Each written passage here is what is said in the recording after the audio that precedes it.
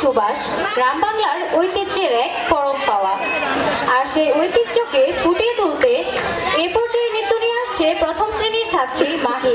তার গানের কথা ঢেকে নাচে। মাহিকে মঞ্চে আসার জন্য আহ্বান জানাচ্ছি।